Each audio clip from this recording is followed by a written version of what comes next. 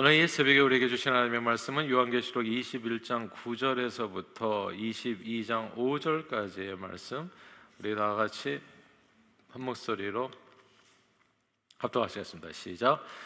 일곱 대적을 가지고 마지막 일곱 재앙을 담은 일곱 천사 중 하나가 나와서 내게 말하여 이르되 이리 오라. 내가 신부 곧 어린 양의 아내를 내게 보이리라 하고 성령으로 나를 데리고 크고 높은 산으로 올라가 하나님께로부터 하늘에서 내려오는 거룩한 성 예루살렘을 보이니 하나님의 영광이 있어 그 성에 빛이 지극히 귀한 보석 같고 벽옥과 수송같이 맑더라. 크고 높은 성곽이 있고 12문이 있는데 문에 12천사가 있고 그 문들 위에 이름을 썼으니 이스라엘 자손 12지파의 이름들이라. 동쪽의 세 문, 북쪽의 세 문, 남쪽의 세 문, 서쪽의 세 문이니 그 성의 성곽에는 12기초석이 있고 그 위에는 12양의 12사도의 12 이름이 있더라. 내게 말하는 자가 그 성과 그 문들과 성곽을 측량하려고 금 갈대자를 가졌더라. 그 성은 네모가 반듯하여 길이와 너비가 같은지라. 그 갈대자로 그 성을 측량하니 12,000 스타디온이요 길이와 너비와 높이가 같더라. 그 성곽을 측량하며 144 규빗이니 사람의 측량 곧 천사의 측량이라. 그 성곽은 벽옥으로 쌓였고 그 성은 성금인데 맑은 유리 같더라. 그 성의 성곽의 기초석은 각색 보석으로 꾸몄는데 첫째 기초석은 벽옥이요 둘째는 남보석이요 셋째는 옥수요 넷째는 녹보석이요 다섯째는 홍만호요 여섯째는 홍보석이요 일곱째는 황옥이요 여덟째는 노곡이요 아홉째는 밤황옥이요 열째는 비치옥이요 열한째는 청옥이요 열두째는 자수정이라. 그 12문은 열두 진준이 각 문마다 한 개의 진주로 되어 있고 성의 길은 맑은 유리 같은 정금이더라. 성 안에서 내가 성전을 보지 못하였으니 이는 주 하나님 곧 전능하신 이와 및 어린 양의 그 성전이시니라. 그 성은 해나 달의 비침이 쓸데없으니 이는 하나님의 영광이 비치고 어린 양이 그 등불이 되심이라. 만국이 그 빛 가운데로 다니고 땅의 왕들이 자기 영광을 가지고 그리로 들어가리라. 낮에 성문들을 도무지 닫지 아니하리니 거기에는 밤이 없음이라. 사람들이 만국의 영광과 존귀를 가지고 그리로 들어가겠고 무엇이든지 속된 것이나 가증한 일 또는 거짓말하는 자는 결코 그리로 들어가지 못하되 오직 어린 양의 생명책에 기록된 자들만 들어가리라. 또 그가 수정같이 맑은 생명수의 강을 내게 보이니 하나님과 및 어린 양의 보좌로부터 나와서 길 가운데로 흐르더라. 강 좌우에 생명나무가 있어 12가지 열매를 맺되 달마다 그 열매를 맺고 그 나무 잎사귀들은 만국을 치료하기 위하여 있더라. 다시 저주가 없으며 하나님과 그 어린 양의 보좌가 그 가운데 있으리니 그의 종들이 그를 섬기며 그의 얼굴을 볼 터이요 그의 이름도 그들의 이마에 있으리라. 다시 밤이 없겠고 등불과 햇빛이 쓸데없으니 이는 주 하나님 그들에게 빛이심이라. 그들이 세세토록 왕노릇하리로다. 아멘.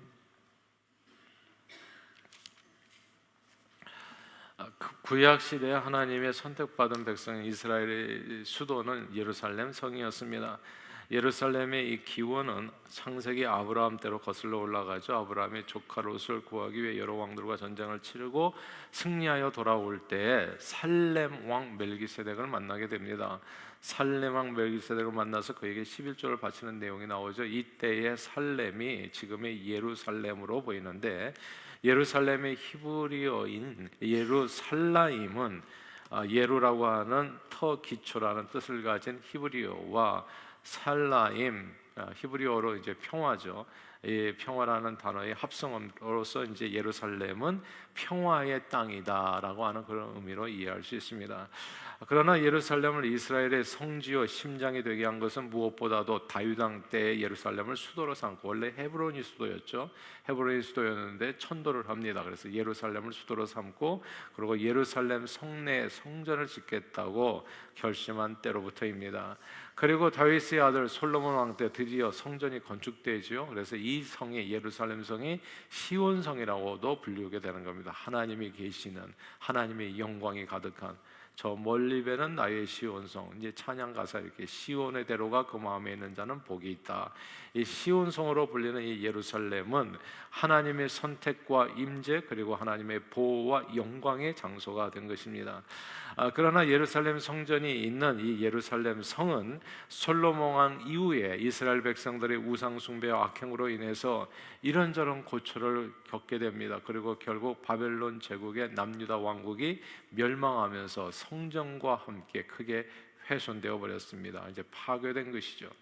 비록 포로 귀환 후에 성전과 성벽을 다 재건하고 어느 정도 예루살렘 성을 회복하게 되지만 예수님을 십자가에 못 박아 죽일 때 뭐라고 얘기합니까? 이 유대인들이 그 모든 죄 핏값은 우리 머리로 돌리라. 근데 진짜 말을 잘해야 돼요. 그러니까 말을 진짜 잘해야 돼요. 어떻게 해서든지 죽어가는 순간에도 말은 곱게 해야 되고 말은 복되게 해야 됩니다. 이 말을 복되게 해야지 그 복이 임하는 거거든요. 그냥 성질에 못 이겨가지고 그 죄는 내가 다 받겠다 내 머리로 진짜 그 벌이 임하니까 끝장나 버렸어요. 예루살렘 성에 진짜 돌 하나 돌이 남지 아니하고. 야, 그래서 진짜 말이 무서운 거예요. 하여튼 기원 후 70년에 예루살렘 성은 그 전에는 그렇게 멸망한 적이 없어요. 그냥 깡그리 멸망해 버렸어요. 그냥 로마의 디도 장군에 의해서 완전히 파괴돼서 이스라엘 백성이 그때서부터 디아스포라가 되는 거거든요. 그냥 온 세상으로 흩어져 가지고 땅을 잃어버린 거예요. 나라를 완전히 잃어버리게 되는 겁니다. 그래서 오늘날에는 예루살렘 그 성전터에 가보면 이슬람 모스크가 세워져 있잖아요. 그 성전터에 그래서 해괴한 모습이 되어 있는 겁니다. 구약의 이 예루살렘 성과 성전은 완전히 회파가 되어서 이제 역사의 유물로서 이제 기억되어지고 있는데, 근데 이 일이 사실 이미 예언된 일이었죠. 예수님께서 예언하신 말씀. 2000년 전에 예수님이 이 땅에 오신 후에 성전 대신 자기 자신을 얘기한 거거든요. 성전이 예수님이 오시면서 바뀌어 버립니다. 이렇게 물리적인 이렇게 어떤 빌딩이 아니라 성전이 예수님의 몸으로 바뀌어 버려요. 이게 가장 어마어마한 사건입니다. 신구약을 나누는 가장 큰 사건이 뭐냐 하면 물리적인 예루살렘 성전이 예수님의 몸으로 바뀐 사건이에요. 그래서 사흘 만에 내가 생전을 다시 지으리라 얘기하잖아요. 그것이 곧 자기 몸으로 지을 성전을 얘기한 것입니다.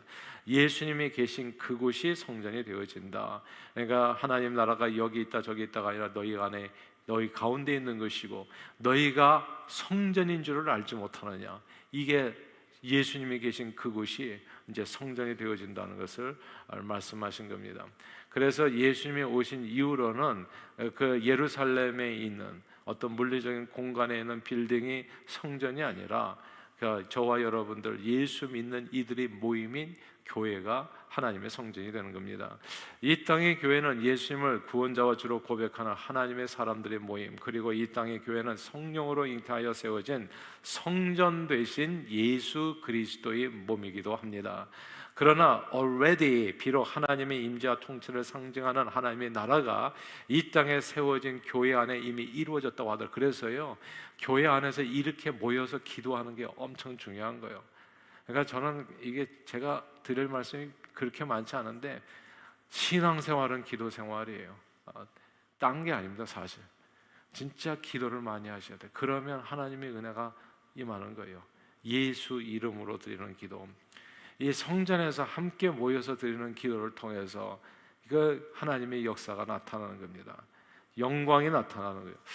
그래서 치유의 역사가 나타나고 회복이 일어나고 그리고 하나님의 자녀들이 성령 충만해서, 그러니까 120 문도가 이제 교회로 모여가지고 기도할 때 그때 성령이 임하고 그 다음에 선교적인 소명을 감당하는 거잖아요. 그래서 교회가 존재하는 거거든요. 자, 이런 하나님의 역사가 성전을 통해서 하는 오늘날 교회를 통해서 나타나는데 이 역사가 사실은 완전하지는 않습니다. 그래서 교회 신앙생활을 하면서도 우리가 약간 항상 2% 부족함을 느끼잖아요. 완전하지는 않잖아요. 완전한 행복이 아니라 뭔가 좀 아쉬운 부분들이 있잖아요. 이 부분들이 not yet, 아직 이루어지지 않은 주의 영광이 가득한 완전한 하나님의 나라가 아직 이루어지지 않은, 그래서 우리는 이 땅에서 already 이루어진 하나님의 은혜를 경험하면서 동시에 나댓 아직까지 이루어지지 않은 그 나라를 바라보고 대망하면서 아멘 주 예수여 오시옵소서, 그 나라를 기대하면서 살아가는 것이 그게 뭐다? 크리스찬의 삶이라. 그게 신앙생활이라는 겁니다. 완전한 하나님의 나라는요, 오늘 본문에 나와요. 계시록이 뭐라고요? 묵신문학과 함께 계시, 그러니까 예언서가 같이 연결되어 있다고 하죠. 또 서신서도 같이 엮여 있는 그 특이한 아주 문학 형태로 쓰여진 것이 이게 이제 계시록이라고 얘기하잖아요. 그러니까 이 묵신문학과 더불어서 이 계시가 있는 거야. 앞으로 이루어질 하나님의 나라에 대한 말씀이 오늘 본문에 나오는데 10절을 같이 읽겠습니다. 1장 10절 같이 한번 읽어볼까요? 21장 10절입니다. 시작. 성령으로 나를 데리고 크고 높은 산으로 올라가 하나님께로부터 하늘에서 내려오는 거룩한 성 예루살렘을 보이니. 아멘. 여기에 하늘에서 내려오는 거룩한 성 예루살렘, 이 구절을 주목해야 됩니다. 이 거룩한 성 예루살렘은 9절 말씀에 보니까 어린 양의 아내라고도 표현됐잖아요. 어린 양의 아내 예수 그리스도의 신부가 뭡니까? 그게 에클레시아, 곧 주님의 몸된 교회를 말한다고 이해할 수 있습니다. 새 예루살렘 성은 예수를 믿는 믿음으로 인해서 사단 마귀의 공격을 받고 세상에서 이런저런 핍박을 받으며 신앙을 지킨 하나님의 사람들을 위한 완전한 하나님의 나라입니다. 이 땅에서 정말 이 세상의 조롱과 그리고 또 핍박과 여러 가지, 특별히 지금 이 1세기에는 지금 특별히 이때가 쓰여졌었을 때, 요한계시록에 쓰여졌을 당시에는 정말 기독교인들에 대한 핍박이 어마어마했을 때거든요. 신앙생활하는 것이 쉽지 않았음에도 불구하고 그 신앙을 지킨 하나님의 사람들을 위한 not yet, 아직 이루어지지 않은 그러나 완전한 하나님의 나라를 계시로 보여준 것입니다. 그런데 이 나라가 7대적 마지막 7 재앙을 담은 천사를 통해서 나타나 보여진다는 사실을 우리는 기억할 필요가 있습니다. 이 세상의 심판이 끝나는 그 순간에 모든 그리스도인들에게 열리는 장엄한 하나님의 나라가 있다는 겁니다. 그것이 새 예루살렘 성이라는 말씀이에요. 이 세상의 심판은 저 여러분들, 우리 예수 믿는 그리스도인들에게는 완전한 구원의 순간이 되어진다는 겁니다. 이 새 예루살렘 성에는요, 오늘 본문에 보니까 없는 게 많아요. 없는 게, 그 22절에 보니까 일단 성전이 없어요. 왜냐하면 주 하나님 전능하신 이와 어린 양이 성전이 되시기 때문에 그렇습니다. 그러니까 물리적인 이런 건물이 필요가 없는 거예요. 이제는 그냥 주님이 그곳에 바로 좌정에 계시고 주님과 함께 거하기 때문에 영원히, 그러니까 성전이 필요가 없는 것입니다. 우리 하나님의 임재와 영광이 빛나는 새 예루살렘 성에는 온갖 보석 장식이 되어 있고, 문은 진주문이고, 그리고 길은 맑은 유리 같은 정금으로 되어 있습니다. 생명수 강이 흐르고 생명나무가 있어서 만국을 치료하는 12가지 열매를 맺고, 뭐가 또 없습니까? 어둠과 저주가 없는 거예요. 그곳에서 하나님의 사람들은 영원토록 세세토록 왕노릇하며 살게 되어집니다. 오늘 본문에 22장 5절 말씀인데요, 22장 5절 한번 같이 한번 읽어볼까요? 22장 5절 시작. 다시 밤이 없겠고 등불과 햇빛이 쓸데없으니 이는 주 하나님이 그들에게 빛이심이라 그들이 세세토록 왕노릇하리로다. 아멘. 여기서 밤이 없고 세세토록 왕노릇한다, 이 구절을 주목해야 됩니다. 만왕의 왕이요 만주의 주이신 하나님이 아들과 딸이 돼서 그런 왕의 권세를 우리가 영원히 누리며 살게 된다는 그 의미입니다. 혹시 이 새 예루살렘 성이 여러 반짝이는 보석들과 황금들로 가득하고 등불과 햇빛이 필요 없는 영광의 빛이 비추는 장소라는 이 말씀을 통해서, 야, 정말 우리가 하늘나라 가면 문자적으로 그렇게 정말 각종 보석들이 가득하고 황금이 있는 나라라고, 하늘나라에 가면 이딴 게 뭐가 중요하겠어요? 그렇죠? 예. 이렇게 생각하지 않으셔도 된다는 말씀을 드리고 싶어요. 말씀드린 대로 계시록은 묵시 문학으로 이런 시각적인 그림들을 많이 사용하는 기법을 문학적으로 사용했기 때문에 우리는 계시록의 이 문자적인 의미보다도 그 안에 담겨있는 속뜻을 살피는 지혜가 필요합니다. 그러므로 온갖 보석과 황금, 햇빛보다도 더 밝은 빛으로 표현된 이 예루살렘 성은 장차 이 세상에 주님이 다시 오실 때 이루어질 완전한 하나님의 나라, 얼마나 화려한지, 가장 이 세상에 가장 좋은 것들을 뭐라고 얘기해요? 보석이라고 표현하잖아요. 황금이라고 얘기하잖아요. 그러니까 인간의 필서로는 설명할 수 없는, 그러니까 최고의 어떤 아름다운 모습을 표현하고자 했는데 이 표현이 너무 부족한 거예요. 인간의 언어가. 그러니까 이런 완전한 하나님의 나라가 저와 여러분들을 위해서 예비되어 있다고 말씀하는 겁니다. 그러나 이 나라에는 아무나 들어가는 것이 아니라 오직 27절에 보니까 어린 양의 생명책에 기록된 사람들만 들어가고, 더 이상 죽음도 저주도 어둠도 없는 그 나라에서 이 어린 양의 생명책에 이름이 기록된, 그래서 예수님께서 그 제자들 70인 전도 여행을 보내고 돌아왔을 때 뭐 예수 이름으로 귀신이 쫓겨가고 병든 자가 낫고 막 그런 얘기를 했더니 그딴 걸로 기뻐하지 말고 네 이름이 생명책에 기록된 것으로 기뻐하라, 이렇게 말씀하셨잖아요. 생명책에 기록되면 어떤 일이 벌어지는가가 오늘 말씀에 보여주시는 겁니다. 예루살렘 하나님의 평화가 가득한 장소에서 생로병사의 고통이 완전히 사라지고, 요즘은 이게 또 팔이 잘 안 움직여. 야, 아유 어깨가 이렇게 아파. 저는 빨리 이 나라가 왔으면 좋겠어요. 아유 매일같이 신기해. 매일같이 이곳저곳이 아파요. 야, 매일같이 기도해요. 하나님 좀 제발 좀 빨리 갔으면 좋겠습니다. 인생에 정말 이걸 주신 거예요. 이걸 하나님이 생로병사의 고통에서 완전히 자유롭게 되는. 또 참 또 감사한 게 뭐냐면 그 나라에 가면 부부 관계가 없다고 그러잖아요. 그러니까 정말 남편을 조금만 참아주시면 되는 거예요. 거기 나오면 그게 없어져. 부모와 자식 관계도 없어져요. 이 땅에 사는 날 동안 관계로 힘든 것뿐이에요. 그 나라에 가면은 관계가 다 사라지는, 다 형제가 되는 거예요. 이 땅에 사는 날 동안 우리가 부모 자식으로, 제가 그래서 우리 가정 예배될 때 가끔씩 얘기해요. 너와 나의 관계는 이 땅에서 사는 날 동안에, 그러니까 이 땅에서 사는 날 동안에 잘하자 서로. 그 나라에 가면 이제는 다 이런 고민이 다 사라지는 거예요. 그걸 얘기하는 거예요. 얼마나 완전하면 얘기하겠어요. 생로병사의 고통이 완전히 사라지고 아름답고 완전한 부활체로 변화돼서 영원한 생명을 누리며 살게 된다. 이것이 하나님의 아들 예수 그리스도께서 이 땅에 오셔 십자가에서 이루신 완전한 구원의 선물입니다. 예수 신앙은요 그저 한시적으로 사는 이 땅에서 병났고 삶의 이런저런 문제를 해결받고 마음의 평화를 누리는 정도의 어떤 종교적인, 이 세상의 다른 종교들도 얼마든지 흉내낼 수 있는 그런 위로와 안식이 아닙니다. 그런 정도의 그 은혜는요 다른 종교도 흉내내더라고요. 제가 이제 내일 우리 또 말씀을 나누지만은 세상 요술하는 사람도요 그 정도는 다 흉내를 내요. 그 정도는. 물론 이 땅에서 사는 날 동안에도 이미 하나님의 나라가 우리 가운데 이루어져 예수 이름으로 병도 낫고 삶의 문제도 해결받고 마음의 평화도 누리게도 됩니다. 그런 게 없다는 게 아니죠. 있어요. 그러나 이 땅에서 아무리 잘 산다고 하더라도 생로병사하는 인생길을 막을 길은 없어요. 소경 바디메오가 비록 눈을 떴다고 하지만 그 눈을 뜬 소경 바디메오는 다시 눈을 감으셨어요. 죽었어. 나사로가 비록 나흘 만에 다시 살아났다고 하지만 그 나사로 지금 없어요. 그도 역시 또 얼마 후에 또 죽었어요.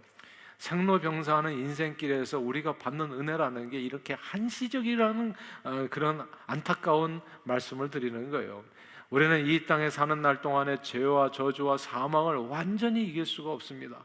그런데 예수님께서 바로 그 어려운 일을 모조리 다 해내신 거예요. 십자가상에서. 우리 예수님은 십자가에서 우리 모든 인생들 가운데 역사하는 죄와 저주와 사망 것을 완전히 없이 하시고 처음 것을 소멸하신 후에 새하늘과 새 땅이 임하게 하시고 그 안에 새 예루살렘 성을 예비하셔서 저와 여러분들을 썩지 아니할 부활의 영광으로 인도하여 눈물을 다 닦아주시고 아픔도 애통도 고통도 저주도 어둠도 죽음도 없는 그 하나님의 나라에서 영원히 살게 한 것입니다. 여러분, 이것이 하나님 예수 믿는 진정한 의미인 거예요. 이 땅에 고작 120년도 살지 못하게 잘 먹고 잘 살게 하는 것이 그게 무슨 그렇게 큰 의미가 있겠습니까? 어차피 죽는데, 어차피 너도 죽고 나도 죽고. 그래서 전도서의 말씀이 그것을 얘기하는 거거든요. 인생이 참으로 헛된 게, 아무리 잘 살아 솔로몬이 어떤 지혜를 가지고 산다고 하더라도 다 그것도 헛된 거다. 후대에 물려주는 것뿐이고, 돈 많이 번 것도 결국 자식들이 누리고 나 정부가 다 뺏어가나요? 다 끝나버리고. 인생의 의미가 과연 무엇이냐? 하나밖에 없다는 거예요. 하나님을 경외하는 삶. 왜냐하면 하나님을 경외하는 삶의 끝에는 오늘 본문에 얘기하는 것처럼 새하늘과 새 땅과 새 예루살렘 성이 저와 여러분들을 위해서 예비되어 있기 때문입니다. 이것이 진정으로 우리가 예수를 믿고 의지해야 되는 이유입니다. 완전한 승리요, 완전한 구원이요, 완전한 축복이요, 완전한 영광이요, 완전한 은혜이기 때문에 그 나라로 주님께서 저 여러분들을 부르시는 거예요. 그래서 이게 성경처럼 태초에 하나님의 천지를 창조하시나 끝에는 주 예수의 그 은혜가 너희 우리에게 있을지어다 하는데, 그 전에, 바로 나오는 전에 그게 마라나타인 거예요. 아멘, 주 예수 어서 오시옵소서.